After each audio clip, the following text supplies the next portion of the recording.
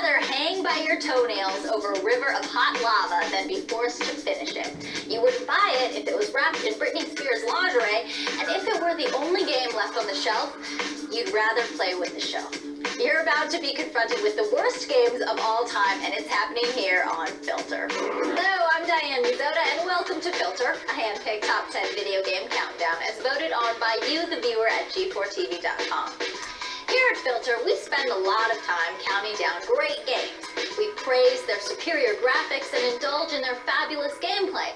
But sometimes gamers get tired of hearing about all the goodness in the gaming world, and they just want to hear about what totally sucks. Well, today is that day. This countdown is dedicated to all those gamers whose memory cards are half empty. Those gamers who, instead of basking in the rays of great AI, choose to point and laugh at the flaws of the unfortunate. Today, we get our vengeance against the worst games of all time. Before we get to the list you don't want to make, let's find out what it takes to wreak a digital disaster. It sure is boring around here.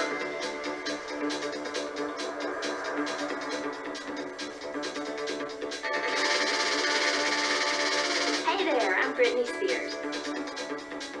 The main difference between a good game and a bad game is how much the developers care about it. If a good developer is able to make a game that he wants and has as much time as he wants to make it, then he usually makes a good game. On the other hand, if he's making some licensed character game and he only has like 2 months to make it, then chances are it will end up being a bad game. A lot of the bad games, you just don't know what to do next. It's just incredibly frustrating, and it doesn't seem like there was any coherent thought behind the development of the game. If you ever feel, lost and frustrated at the same time, that's what makes a really bad game. It makes you angry, it makes you just frustrated, just slamming against the wall. I don't want to play this game anymore. The difference between really, truly, it's the last 10%. I mean, they'll make the game and then they spend, supposedly the last 10% is polishing the game off. Graphics is a kicker. Nowadays, games gotta be up to par with realism and authenticity, lighting, all that kind of stuff. If a game isn't thinking about what a player might want, like if the story is terrible or the dialogue is terrible and the controls are terrible, and that's a bad game.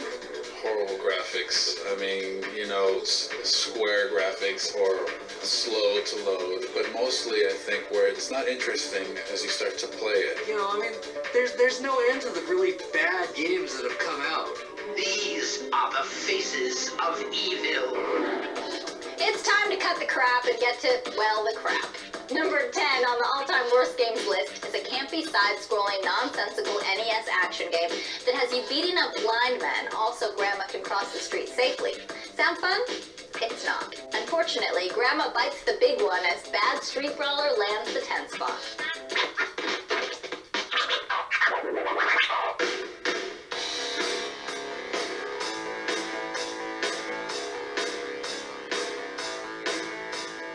Bad Street Brawlers is just an atrociously bad video game, largely due to the fact that this guy just kind of squishes people somehow, but in the midst of doing so, intentionally violates them physically. Some kind of grope, something bad.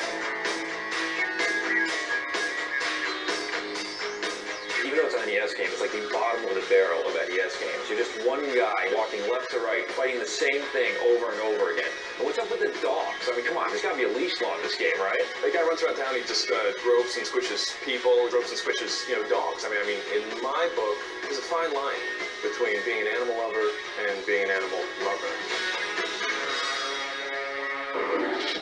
From the game where the title says it all, to the game where Bubsy the Bobcat should be flushed down a toilet and never allowed back into our consoles ever, the PlayStation bomb Bubsy 3D doesn't land on its feet, and the annoying kitty falls in at the 9th spot.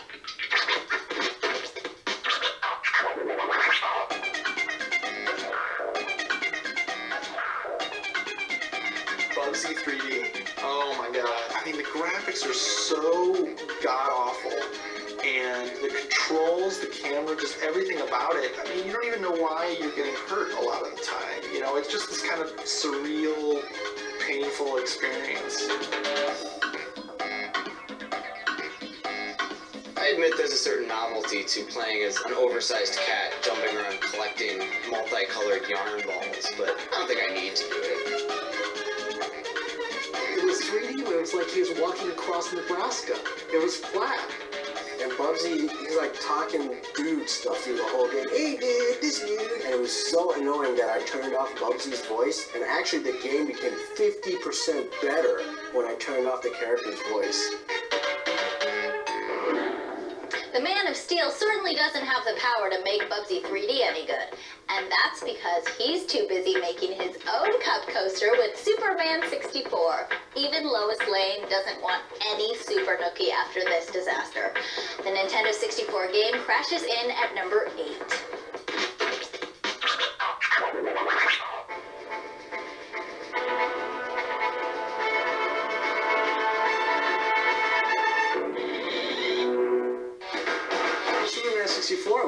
It was unplayable.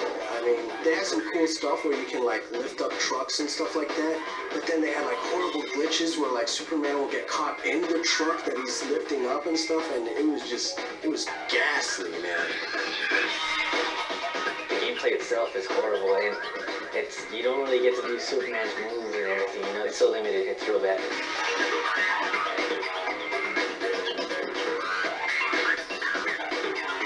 The only game, or it's the first game in EGM that got a 0. For a long time, it had the lowest score that we've ever given a game, and that record has since been broken. But yeah, Superman 64 still in the Hall of Fame for crappy games.